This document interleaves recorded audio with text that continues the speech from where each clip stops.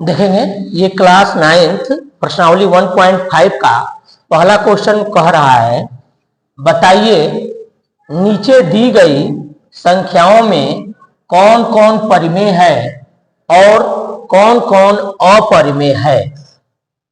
परिमेय होता है जिसको आप P/Q के रूप में लिख सकते हैं, उसको परिमेय कहते हैं, और जिसको P/Q के रूप में नहीं लिख सकते हैं, यानी जिसको आप करड़ी के बाहर नहीं लिख सकते हैं, उसको अपरिमेय कहा जाता है।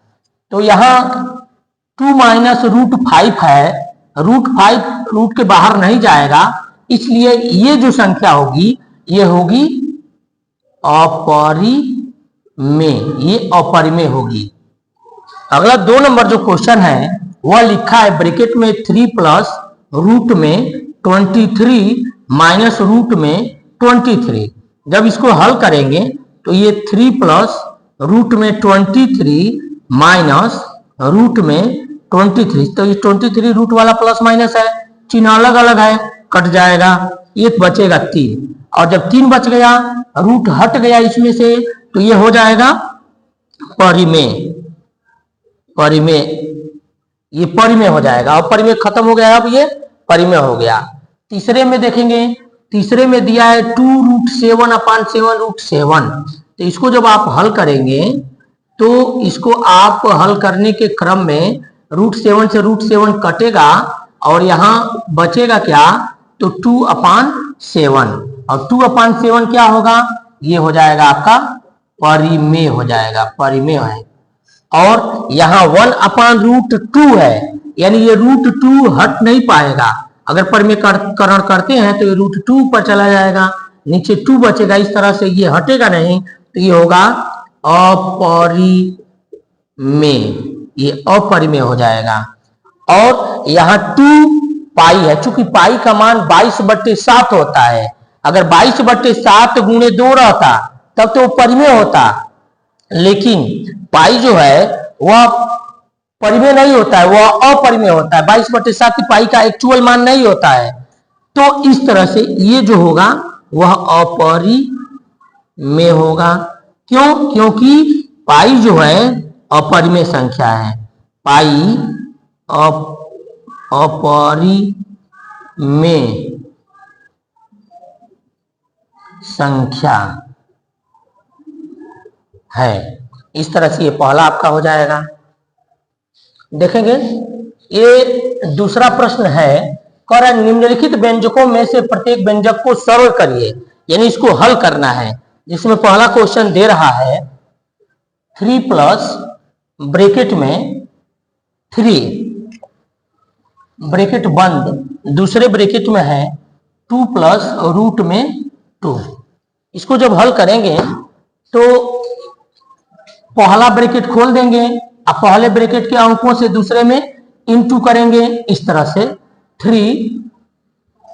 2 प्लस रूट में 2, √3 2 प्लस रूट में 2 इंटू करिए तो ये होगा 6, ये होगा प्लस 3√2।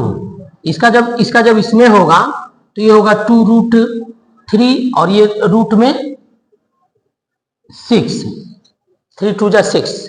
तो इस तरह से अब ये रूट में 2 है, यहाँ रूट में 3 है, यहाँ रूट में 6 है, यानी कोई भी किसी के साथ न तो जुड़ेगा और न ही घटेगा। अब अगला इसका देखेंगे, यही इसका आंसर हो जाएगा। अगला देखेंगे 2 नंबर क्वेश्चन, वह क्या दे रहा है,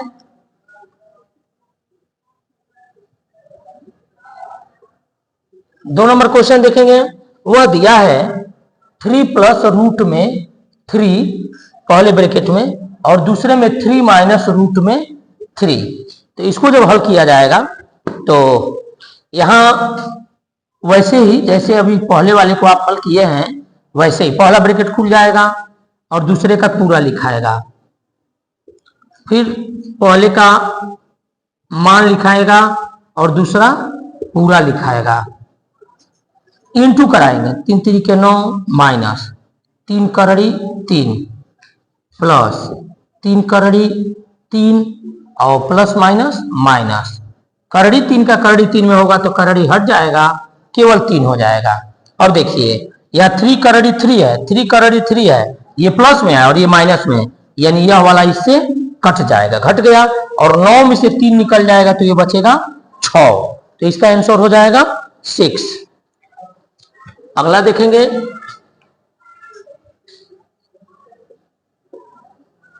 तीन नंबर दे रहा है √5 प्लस √2 का होल स्क्वायर है। जब इसको आप हल करेंगे तो जैसे आप a प्लस बी का होल स्क्वायर फार्मूला रखते हैं वैसे ही हम लोग इसको रख देंगे, तो ये हो जाएगा √5 प्लस √2 का होल स्क्वायर। जब इसको आप रखेंगे तो ये होगा √5 का स्क्वायर, फार्मूले में 2 होता है, a का मान यानी कि √5 लेंगे, अब b का मान √2 लेंगे, अब प्लस में √2 का स्क्वायर लेंगे, तो इसका मान आएगा 5 हो जाएगा, ये 5 दूनी के 10, यानी 2 करड़ी 10, और यहां से करड़ी हट जाएगा 2, अब ये 2 5 के साथ जुड़ जाएगा, क्या हो जाएगा बाबू इसका 7 प्लस 2√10, तो √5 प्लस 2 का होल स्क्वायर का मान आएगा 7 प्लस 2√10। अगला क्वेश्चन देखेंगे, क्वेश्चन नंबर 4, वह दिया है रूट में 5 माइनस रूट में 2, फिर रूट में 5 प्लस रूट में 2। अंक वही है, बस चिन्ह अलग है कि यहाँ माइनस है और यहाँ प्लस है, तो हम लोग इसको ले चलेंगे। एक होता है पहले ब्रैकेट में प्लस और दूसरे ब्रैकेट में माइनस, तो उसका a square minus B square फार्मूले में, तो हम लोग इसको जब हल करेंगे तो ये हो जाएगा